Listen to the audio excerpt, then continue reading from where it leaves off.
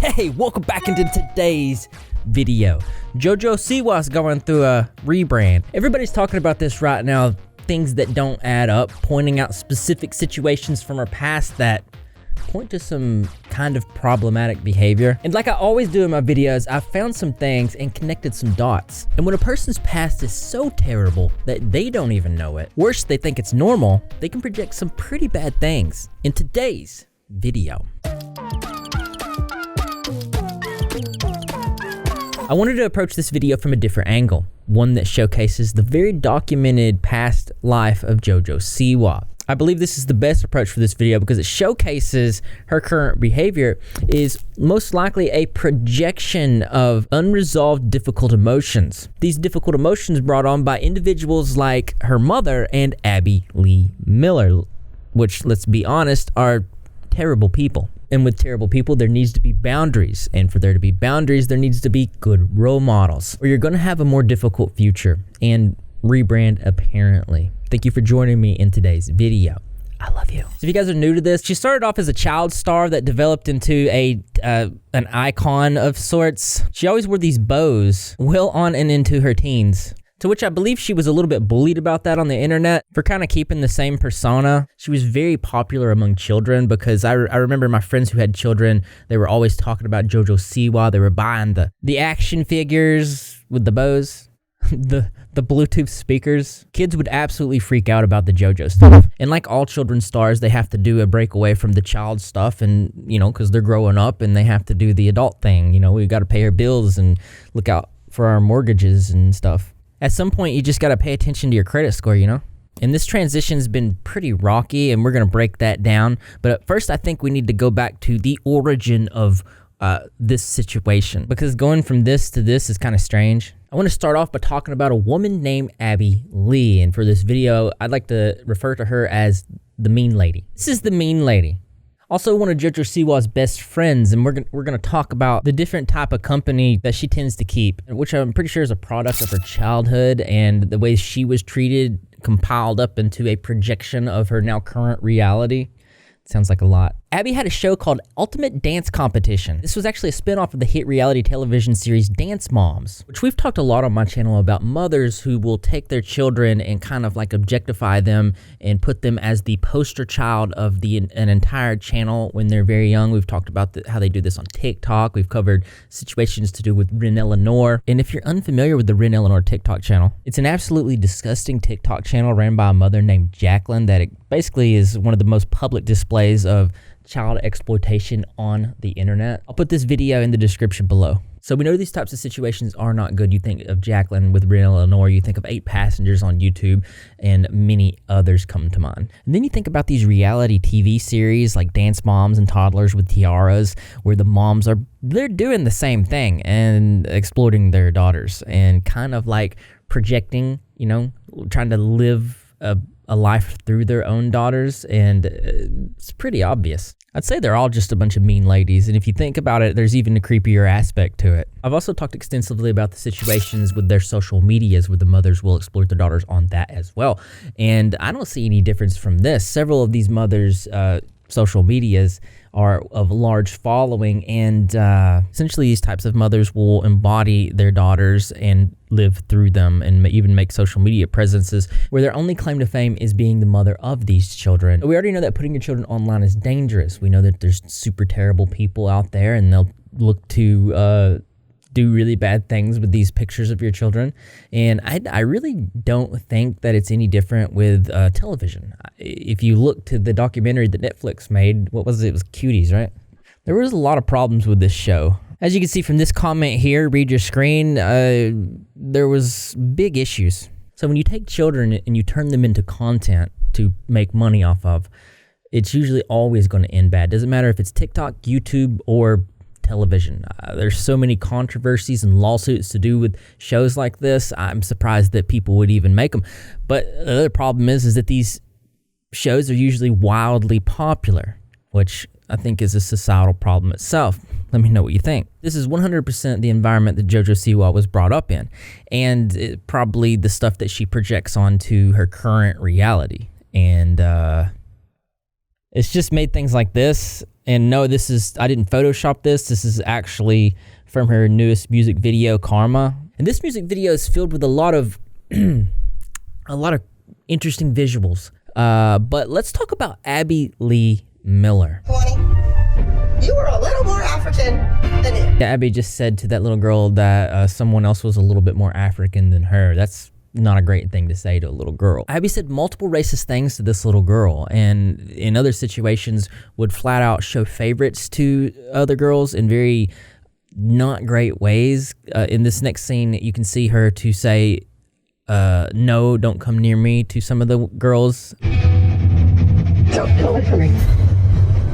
We love you. Oh, JoJo. It's okay. This is crossing the line. Abby rejected JoJo, Kalani, and Nia away. In another clip, I heard her say that she only gives her love to girls that are performing really good. And I'm showcasing this is because this is the environment that not just JoJo, but these girls grew up in. It's like you have to compete for love. And when children are treated like this from people that they look up to and adults who are supposed to protect them, it's probably going to make for some really difficult emotions to work through when they grow up. But listen to Abby talk about Nia's hair. Fix this hair, because it's horrible. And why don't you fix your hair? And fix your face and your body and everything else. And That's fine. When I join your dance company, I'll do it. And you know what? I got approval for those braids when I got them put in. Not in from my dance company. It Yes, says I right there, did. Yes, do I not change your did. hair. And you know what? I did get approval for it, and this is part of her ethnicity. Oh, it's weighing her down. It's weighing her down. There are 4 When other she people when you here made that it are the last 3 weeks, Holly, it's like a log coming out of the side of her head. And on all this, Nia, the lunge, the arch, all of that stuff is late and sloppy. Your mother thinks you're early. You're not. So there was actually a lawsuit filed against Abby that said this. One of the girls involved in the show is an African-American child who has been subjected to offensive racial hostility by Miller. Miller at one point grabbed the girl's arm, yelling at her that she did not want any little tooties on the show. Interestingly, to appease the uproar over this incident, the very next day, the girls on the show received iPads from their producers. And that was just one of the many examples of Miller's inexcusable conduct. And I've already showed you a couple here. And if you don't know what Little Tooties is, who is Kim Fields, who played a character named Tootie Ramsey on the show The Facts of Life. This is what Nia had to say about Abby. I had braids on the show once, and my dance teacher told me that I wasn't allowed to have them because they were distracting, they looked ugly, and they basically looked like worms. So I had to take them out, and I wasn't allowed to have them. And here's me feeling good with my braids and my dance teacher telling me that. It wasn't just Nia that was subjected to this type of treatment. The mean lady was mean to everyone. Creation cultures, it's you. Because you try to turn all of these kids against their friend, and that little girl's mortified all the time, but you don't care. How about being a role model? I have heard you say to her, to that little 9-year-old girl, no one would be happy for you. Everyone's jealous of you. Why do you do that? No, we're not. No, we're not. You have sabotaged my daughter and the rest of the kids. How dare you call my daughter a sneak? She's not a sneak. You're a sneak and a snake. You do these things to these kids. In an argument with a mom, she literally calls this little 9-year-old girl a sneak. And on one occasion, she actually throws a chair at a girl. Where are the stoppers? I wanted these rubber stoppers. I'll have them for the competition. No stoppers. I mean, really? This is important. Kelly, do something. Dad! You, Abby. You don't need them for the competition. I told you to do it for today. Good Lord, man. Look at this poor little girl's, the worry on her face. That she has to use language like that? That's what a truck driver uses. Why would she do that to Take the Paige? chair. You're finished. Next. Who's solo? Why are you punishing Paige? Abby should have left the room, came and spoke to me, and I would have explained to her why she had no stoppers on her chair. So this woman throws a chair towards this little girl, scares the crap out of her, makes her cry because there wasn't little rubber stoppers. But then the whole production filmed this, so the whole production's at fault for these types of emotional issues that any of these children may have today. So it's just disgusting. And again, Obviously, this is the stuff that also happened to JoJo. Let's face it.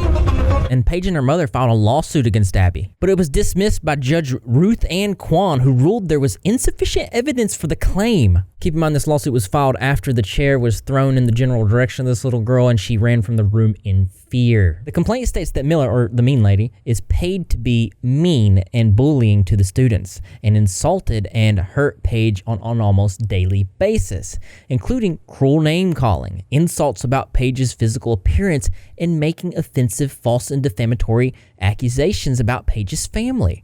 And all of this is documented on this show for the world to see. So I don't understand how it was dismissed. Check out this situation where Abby actually yells at JoJo for crying. Don't have an attitude that you are entitled in this world. You are not. You deserve nothing else. You earn it. You can't stand here and cry. I want no crying children. None. Well, if you yell at me, I'm gonna cry. Get out. Go.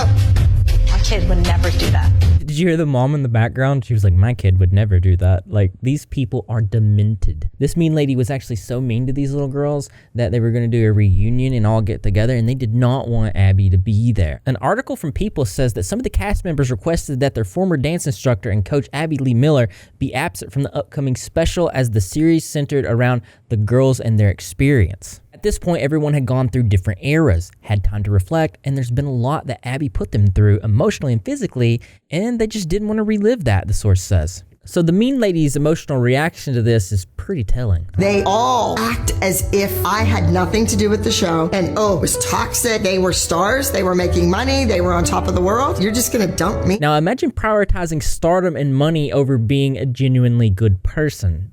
That's probably why nobody likes her. Now, despite all this terrible treatment from the mean lady towards all of these girls, including JoJo, JoJo praises Abby, saying things like this. It's gonna be a little controversial to say, I think, but me, Abby was always right. I did interrupt two adults talking. If I was a mess and a beat off, she wasn't just yelling at me because she wanted to yell at me. I actually was a mess and was a beat off. The thing that I've learned, like really working insane in Hollywood, is that that's normal.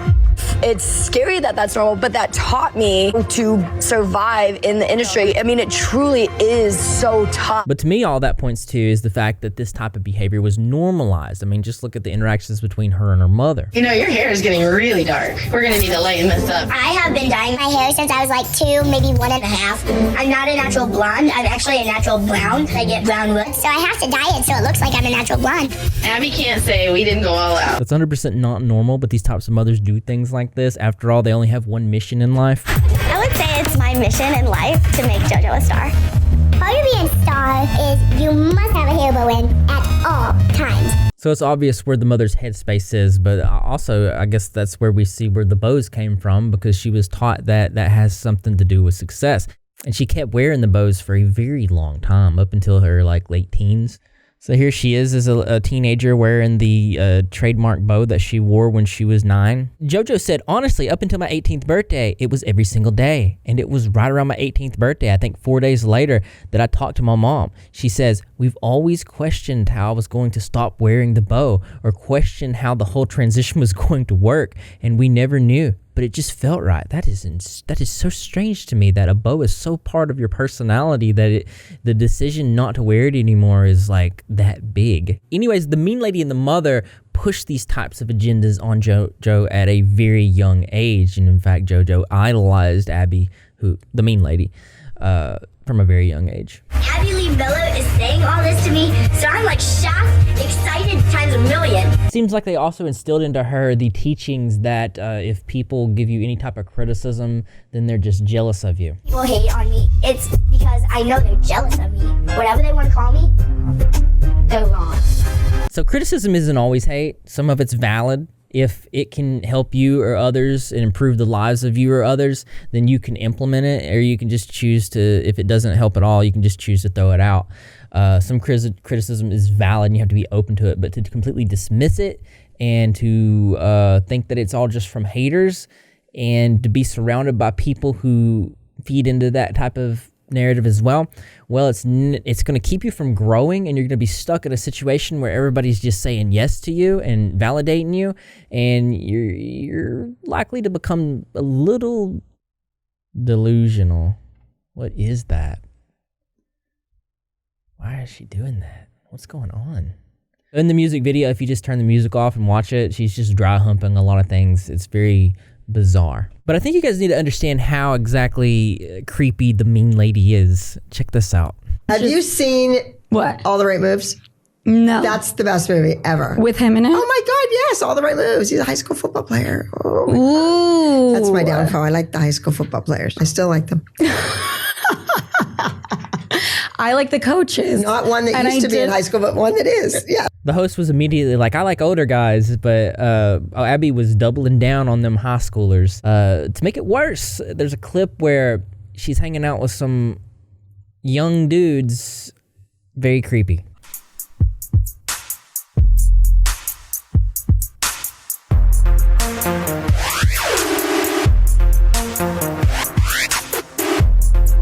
So people started to call the mean lady out about how she had very bizarre things to say about young men.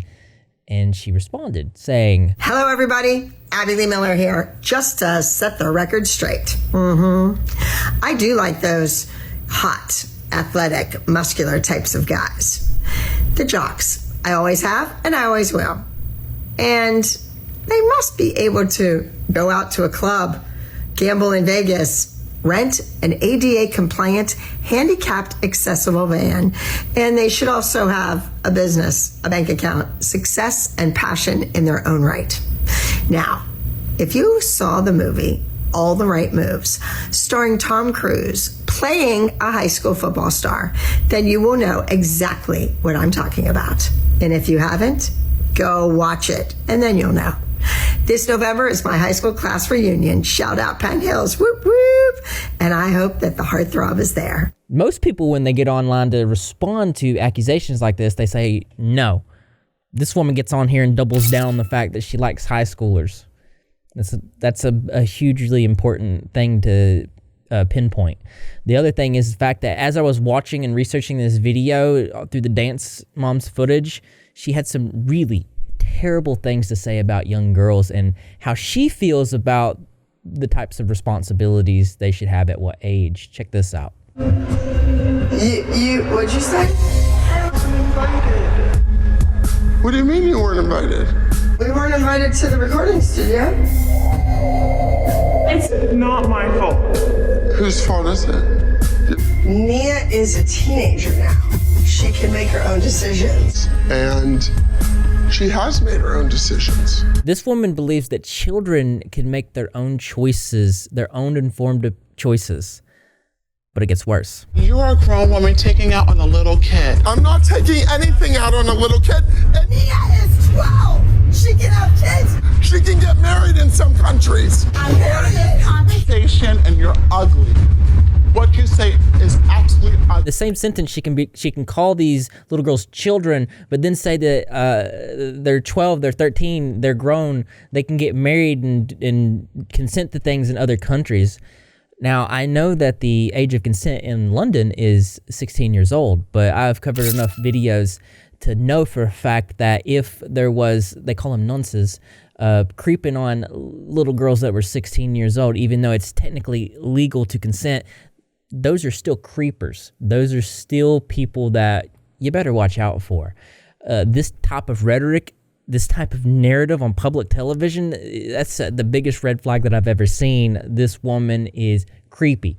But this is somebody that JoJo was, I want to say, made to idolize. The type of way she was raised put her in the path to be idolizing these types of terrible individuals. And what it looks like to me is that she thinks this is normal behavior. It isn't. It isn't at all. It brings me to an article by Entertainment released May 16th, 2020. JoJo Siwa is really sad. People don't talk to Dance Mom's Abby Lee Miller. Says she's a good person. I'm not sure I'm going to take her advice on who good people are, since her choice in friends is a little bit, just a little bit questionable. Quoted, JoJo says, "I actually talked to Abby the most out of anybody from the show. She's great. I think Abby got hurt by a lot of people, and it's really, really, really sad that a lot of people don't talk to her anymore." The same thing with a lot of the producers from Dance Moms. It's just sad because Abby is a really good person. Even though you see her yelling and screaming at children on TV, mind you, this is what JoJo thinks is normal, Abby made 7 stars, and I wouldn't be doing this if it wasn't for her. Maddie and Mackenzie Ziegler wouldn't be where they are today without Abby. So this is JoJo equating the fact that Abby made 7 stars to being a good person. I want you to process that. This is how JoJo sees the world. This is how she can estimate if somebody's a good person. That's how warped that her reality is. Also, keep in mind that she mentioned Maddie and Mackenzie Ziegler by name. Maddie is Cosmopolitan's latest cover star, and she opens up to the mag about her current relationship with Abby, which she says is non-existent. So these were 2 individuals that JoJo called out because they 100% do not feel comfortable around Abby. And it's really interesting. There's one part in here that I think is very telling. Dance Moms would not have been the same without Abby. You either love her or hate her. That's just how it works. But for me, I just can't hate somebody. It's sad. You don't need to give her credit for everything, but you also can be a human and have a little bit of sympathy. She's gone through it the last years, and it's interesting. She has sympathy for Abby, who did all these terrible things and is obviously a terrible person, but not sympathy for the girls who went through the same type of emotional situations that she did. JoJo says, "I try to be there for everybody, you know? There's enough love." There are some people that you create boundaries against to protect yourself. And I don't think that JoJo, based on how she was treated as a child, ever learned that sometimes there are people that are not supposed to be in your life. There are people that are only there for seasons and can make your life worse. Specifically, if you're normalized to these toxic behaviors, you're never going to see them and carry that with you. And also project that type of behavior on other people, which brings us to the fact that she did do that. Now, before we go any further and talk about how JoJo most likely followed in the footsteps of the mean lady being Abby, and actually ended up making her own dance TV reality show, because that's a good idea, titled Siwa's Dance Pop Revolution. And before we make any more critiques of the Karma music video, I want to show you my favorite song. I feel like it's really important for you to see what it is.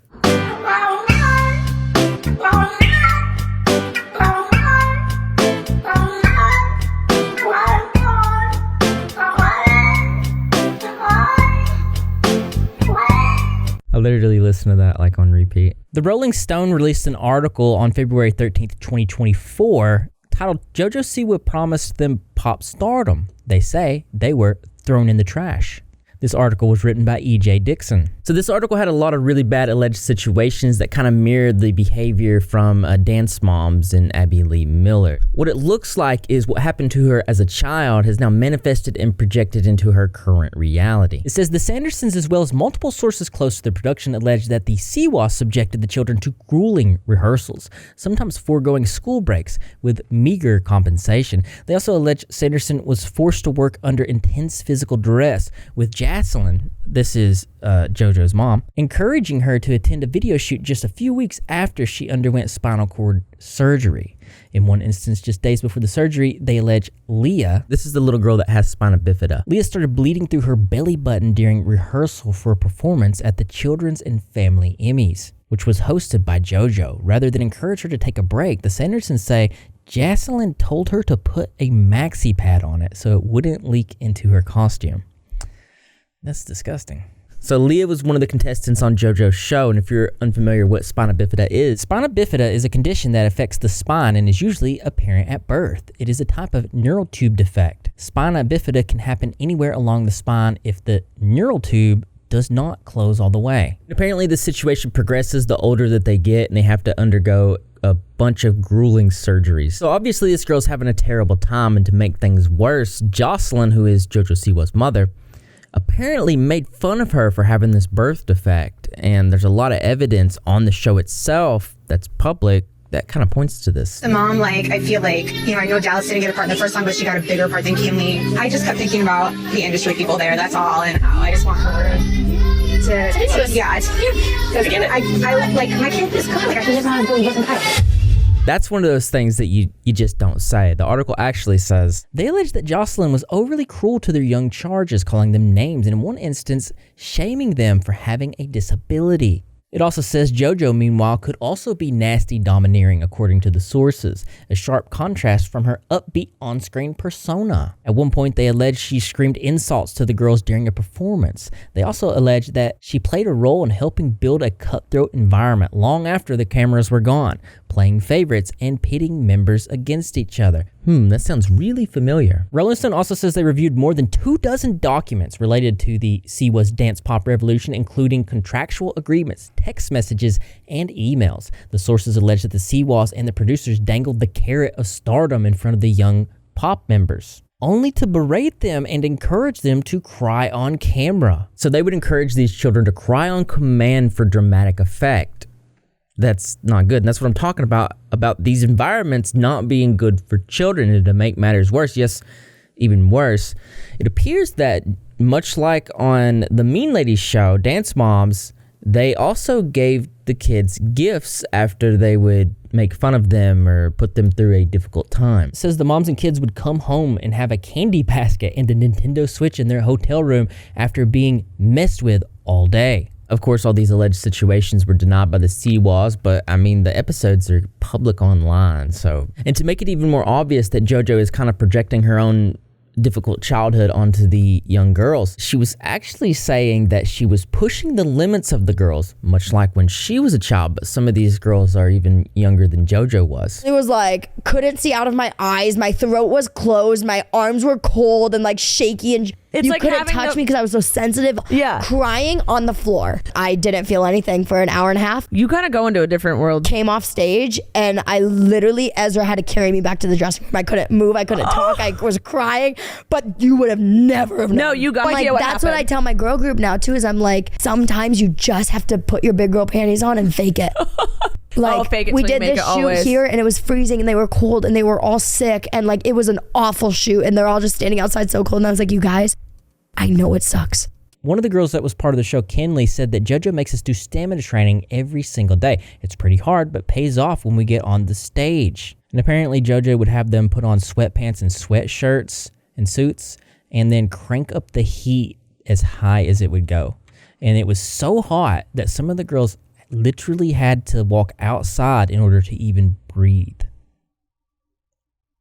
Now, they can try to justify this all they want, but the truth is, these girls and even JoJo was subjected to adverse treatment that created emotional difficulties and is now being replicated. And obviously something happened with the show because a lot of the girls quit. So there was like 7 girls that were original: Bella, Brooklyn, Dallas, Kia, Kinley, Leah, and Tiny T. And apparently now there's only 4 girls that show up in the XOMG podcast, which if you don't know, the XOMG podcast is the group created by JoJo. I can only imagine terrible things went down behind the scenes, like most situations to do with this industry, and it's very sad. But now we get to talk about my favorite song. I wish, honestly. But let's take a moment to put some positivity turtles in the chat. I want to see walls and walls of green in the comment section below. And have you subscribed to the channel? We're getting real close to 300,000 and that's awesome. I'm told that if I tell people to subscribe to the channel that more people actually will. So if you've been a long time viewer and you haven't subscribed yet, consider doing that. 281, 301. Let's see if we can get this to change to 282 in this video. Also, I'd like to say any video that says fundraiser and we're raising money for Rain Again to help individuals in terrible situations. We're currently at over $1,200 of 5,000 raised. And I have no doubt that we're going to meet that. And if you have donated, let me know in the comment section below, because the rep squad is the best squad. It's true. So now we got to talk about this song. The actual most replayed part of the song is her doing some dry humps on this chick. What the? So the drama about this song comes to do with the fact that she's doing this rebrand change. So she's going from a child star to a more grown-up version of herself. And these transitions can be rocky, but they're also very common to do with Hollywood, where a lot of child stars make this transition.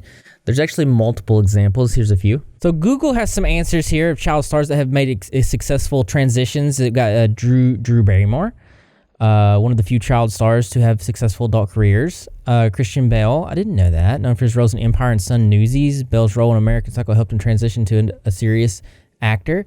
Hilary Duff, Neil Patrick Harris, Emma Watson, Cole Sprouse. And here's a whole list of others that, including Macaulay Culkin and others I just had no idea, like Kurt Russell, who apparently started his career at the age of 12. She's currently being mostly compared to Miley Cyrus because it looks like she's drawing a lot of inspiration from that. A lot of people are saying that she's copying her exactly. Also Britney Spears, Christina Aguilera, Sabrina Carpenter, Raven Simone, Olivia Rodrigo. But JoJo Siwa seems to think that she's the only one who's ever done this. In fact, she's quoted saying, This moment of making it very clear that we are going from child star to adult artist is very important to me, and I have wanted to take my time to make sure this moment is as perfect as possible. And this moment will come within the next soon. I think the way you're looking at this. So it's confusing because she says that no one's ever made this dramatic of a shift, but then starts to lay off inspiration that she draws from, and then the interviewer lays off multiple examples. So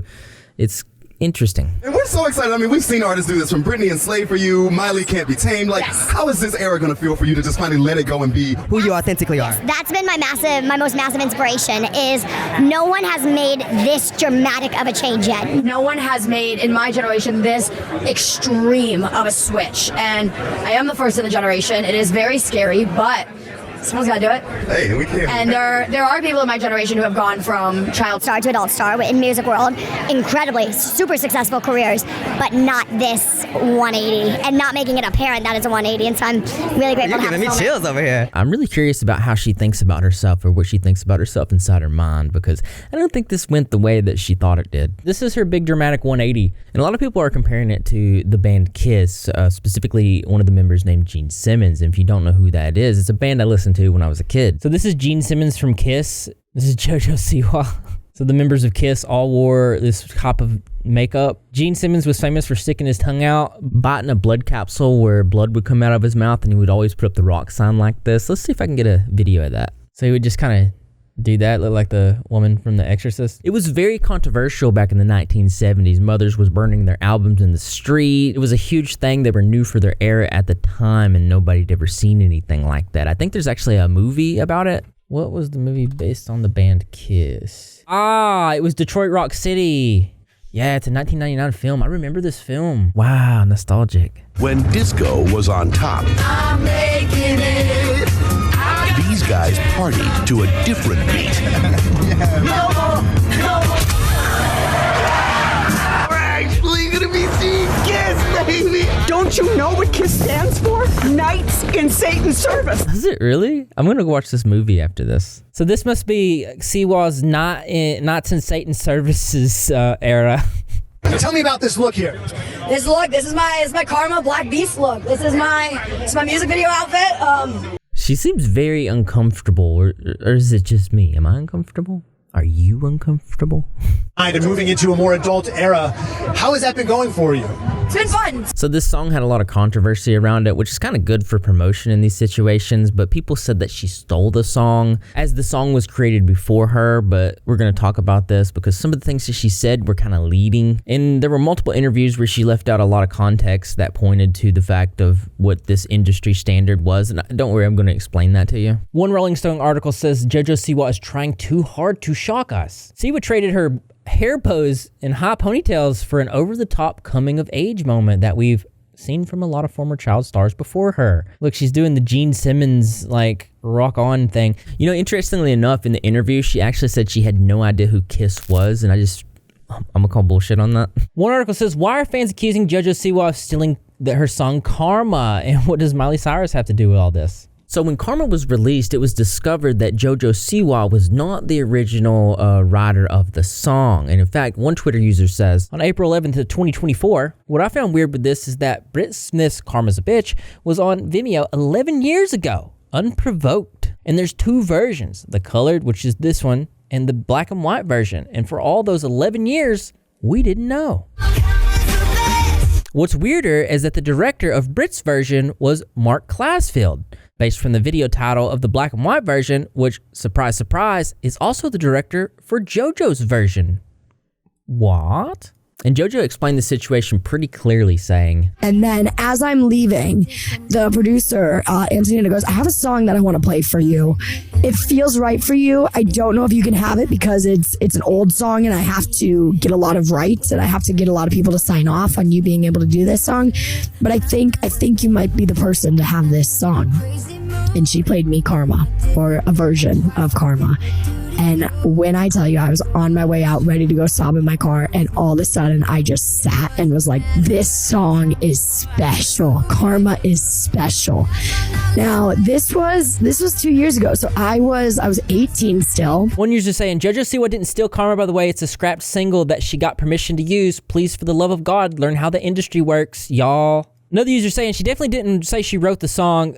She said that she was approached with the song and was afraid to sing the lyrics because at the time she just got done with a tour looking like this, which is the Blippy version of JoJo. Nights in the Satan Service era version, Blippy version.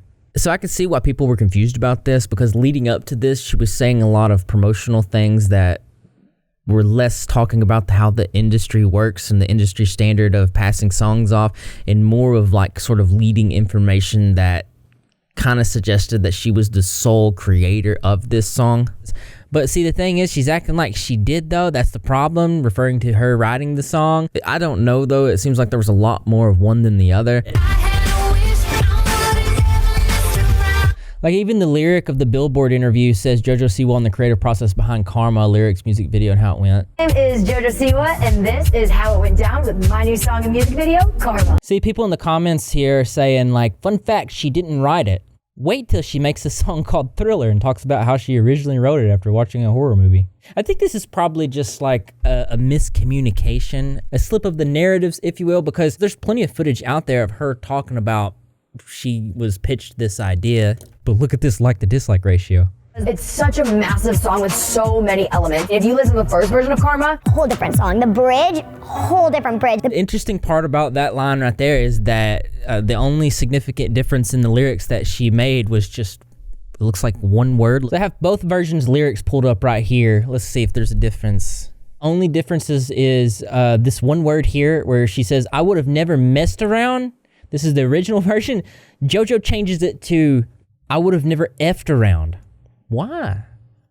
I would have never effed around. And it's really interesting listening to her talk about it, because she says that she was very afraid of these lyrics. Only difference that she's really done here is that. Now the bridge is also different. She talks about the bridge. The original bridge is Karma's a bitch. Whoa, whoa, whoa. Karma's, you know, I'm not gonna sing it. I'm not going to. I'll just end up sounding like so cute. But really, other than that, that's the only significant differences. So as she talks about the creative changes, maybe there was some singing differences, I don't know. But the interesting part about it was, while this was going on and she was being accused of stealing, the original singer Brit came out and said this. Because if people haven't heard the name Brit Smith, they are definitely about to, especially if they go down a TikTok rabbit hole right about now. Because you seem to have something a little common with JoJo Siwa, the song Karma that's out. Now, from what I understand, you actually recorded this song back in 2012? Yes, yeah, back in 2012. So it's a shock to me that it's got a new life, which is amazing. But yeah, with Rock Mafia back in the day, it was supposed to be my first single. And just sort of things changed, and I went with Provocative instead. And another ironic thing that we find out about this song is that it was originally written with Miley Cyrus in mind. Check this out. What they had said was this was written with Miley Cyrus in mind, but she had passed on it, I think, and so they said I could, give it a shot. It's interesting because a lot of people are comparing this come of age thing that JoJo's doing with when Miley Cyrus did it, except for they're calling JoJo's the more cringe version, which I mean, I can kind of see what they're talking about. I want you to listen to this response. The interview brings up JoJo's version, and this is what is said. You know what's so crazy? A lot of fans are saying that you did the song better than JoJo. What are your thoughts on that? That's very nice of them to say. I feel like it's just a testament to how strong the song is itself, that it stood the test of time 12 years later, and I'm just happy that people are hearing it and liking it. Nice. Do you think JoJo did it justice? Yeah, I think, it's nice to hear different interpretations of it. That was an avoiding of the answer. Check this out. Yeah, I think, it's nice to hear. That's okay. And you're not going to believe this. US Today posted an article saying Britt Smith's version of the song Karma knocks JoJo Siwa off charts. What is this? Talking about JoJo, it says that she teased snippets of the unreleased song to fans for weeks, telling Billboard April 5th that she was so excited to bring this version of pop music back. I wanted to start a new genre of music. Well, it's called gay pop. Oh, this was quite the thing. I said back in the day when I first signed with Columbia, I said I want to start a new genre of music. And they said, what do you mean? And I said, well, it's called gay pop. And they were like, what's that? And I was like, it's like K-pop, right? But it's gay pop. I really just think that she words things wrong. So she said she wanted to create this new genre, which personally I believe that she just is terrible at wording things. But people were quick to point out the fact that there's Elton John, Freddie Mercury, Lil Nas X, and a whole list of others. So she was very quick to walk this back. I gotta ask you with the K-pop. Yes. A lot of people have come for you. Do you retract what you said? Have you? Literally, what did I say? Here's the thing. I'd be like, I support world peace, and the world would be like, you asshole. Can you clarify that statement? Clarify that statement. Oh God, I get one time not mess this up. No matter what the line of the world's gonna twist and turn and make it anything. So I think I just want to make it more clear that gay pop is a genre. I just kind of feel like it's pretty clear, honestly. If I said to somebody, name a gay pop artist, they'd go, what's gay pop? But if I said to somebody, name a rock artist, you would say, Kiss, AC/DC, you know what I mean? I think they'd say Lady Gaga. I think they'd say Chappell Roan. They'd say Freddie Mercury, Elton John. Okay, that's valid, because I would too. I'd be like, no. Man, that interviewer was not letting her off on that one. I don't know. Do you feel deceived? I really think that she's just terrible at explaining things. Of course, that could just be an excuse. Maybe I'm trying to see the good in people's soul. But this wasn't the only song. Apparently, there was another one that she did something similar with.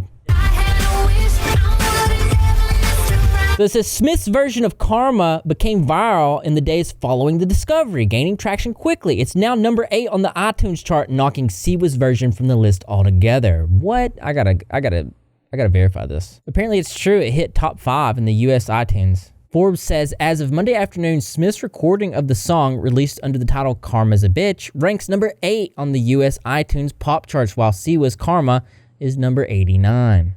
That's pretty interesting. Neither one of those are my type of music. I'm more like a folk person. I really like Johnny Cash and like, even indie stuff like Alt J and Manchester Orchestra. I really love Elton John. Elton John is probably the greatest singer to ever live. For sure. His voice is amazing. I need to wear an Elton John shirt when I'm recording, for sure. This song, I want you to listen for a very special ad-lib. It is about one of my exes. And I will sure as hell point it out when that ad-lib comes. Don't you worry. This next song is called Choose Your Fighter. So there was confusion about this too, because people were recording and they said, oh, you didn't write this song. This is not your song. I think she communicates poorly.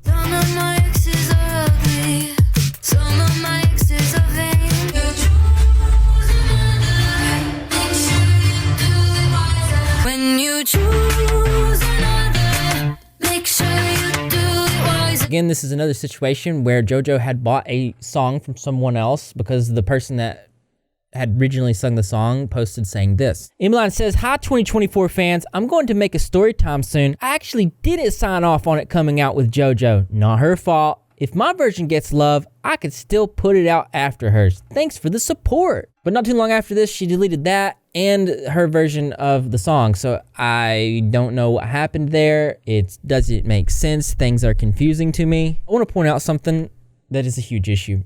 And that being that not everybody in your life is meant to be in your life forever. There are seasons for certain people. And I don't think that this was instilled or taught to JoJo as a child. It's pretty clearly obvious that Mean Lady is a bad person. It's also clearly obvious that Colleen Ballinger and James Charles aren't the greatest of people either. Both of them having serious alleged things going on with them to do with minors. So James Charles has got some terrible allegations, right? Another controversy. It does appear like he runs his social media as if it is a Tinder profile. You're not supposed to do that. It's not a good. It was 3 years ago. My hair was insane. There were some pretty severe alleged things against James Charles, and there was more than one underage person, and he appeared to just keep on making the same mistake and using the excuse, well, I was misled, I didn't know their true age, even though in like a lot of states like Florida, not knowing the age of a minor is not a good enough excuse to keep you from behind bars. Something to keep in mind. How are you going to be involved in this many situations and you're just not going to ask for age verification? You're just going to start sending inappropriate images? I don't buy it. I was spicy back then, I tell you what. Another important thing to point out is that the situation to do with Colleen Ballinger, aka Miranda Sings, very disturbing situation to do with her and Adam McIntyre, and there's a lot going on there. So Colleen Ballinger became friends with JoJo Siwa when she was very young. Colleen was 27. JoJo was 12 at this time. They became friends. And if you're unaware, this is around the same time that she was also friends with Adam McIntyre, to which she had some really intimate personal conversations with him and sent him P-O-R, I gotta censor that because YouTube, inappropriate pictures of Trisha Paytas to a minor. So it's safe to say that she was probably having these types of conversations also with JoJo. She talks extensively of how close they are. We're close. Yeah. No offense. No offense. Well, we just spend more time together. Yeah, no, we do. Whoa. Did you hurt your dookie? What's a dookie? That's disgusting, but very on brand with Colleen Ballinger, if I'm honest. Like, that's like the stuff she got in trouble for. There was another YouTuber, I can't remember her name. I was in my research, she said that it would be a completely different story if Miranda or Colleen was a guy saying that to a 12-year-old. They just generally made weird content. Like, even when Colleen was 30, she was still hanging out with these young kids, and that is reflective in those DMs in the video that I made, where she was asking these personal and private questions about their bodies. So here's the video. It's Colleen Ballinger, the creepiest woman on YouTube, and she broke federal laws in here. So to give you a little bit of context of the consistency of these gross messages between Colleen and these minors, I'm going to show you a clip from one of my videos I made on her. I'll also put it in the description for you guys. You can watch it after. So I am your host, Miranda Sings, and we got a really special show for you today. Colleen's been under some very serious alleged situations involving the grooming of some of her very young fans. For example, at one point starting a group chat called The Weenies. One of the users was actually YouTuber Adam McIntyre, who at the time was around the young age of 12 to 16 during this situation. Here she's seen asking Adam if he needs questions for his Q&A, to which she says, "Are you a virgin?" Adam says, "My butt looks so good today," to which Colleen says, "Pictures Adam." Colleen asks the group, "Tell me all your thoughts you had when you first got your periods, please and thank you. Example, I thought I pooped myself because the blood was so dark in my underwear." Then asking Adam, "What's your favorite position?" Now it's important to note that Colleen was in her 30s in this private group chat with these children who were all minors. Now, when she says things to them like send pictures of their behinds, children's going to be children. They're going to do things like that. They're going to think they're supposed to do that. She would also send weird messages like in video form for them to do things that are honestly uncomfortable. So I think you understand what I'm talking about in this situation, and this stuff was going on here, and you know that the same stuff was going on with JoJo. So that's just another example of her childhood and how it was so toxic and so bad for her, and it's probably reflective in projections of her current reality. So when James Charles was getting in trouble for talking with minors, sending pictures to minors, when Colleen Ballinger was getting in trouble for talking to minors, sending pictures to minors, and all these terrible things that the mean lady, Abby Lee Miller, said about minors, JoJo Siwa was defending each one of these terrible people during these situations. Let that sink in. I thought this was really funny. This is Moist Critical talking about her dancing. It's so awful. And I didn't think of it. Hey man, she's a professional dancer. Well, I know, and that's how she was able to come up with this, no doubt. She took everything she learned about dancing and threw it out the window. Like, this is actual caveman glitching. Like, I've got some good ones, don't get me wrong, but I don't think any of my bad dance moves compete with this. Like, I used this at a club. Someone's probably calling the paramedics thinking I'm seizing. Please do the dance. I've got no commentary on that. I'm gonna do something different in this video. I'm gonna do my outro to my favorite song, and I'm gonna thank all my patrons for your continued and ongoing support. If you guys want to support me, consider being a patron. I'll put the link in the description and in the pinned comment. Check it out, see if it's something for you. Thank you, appreciate it. Wow.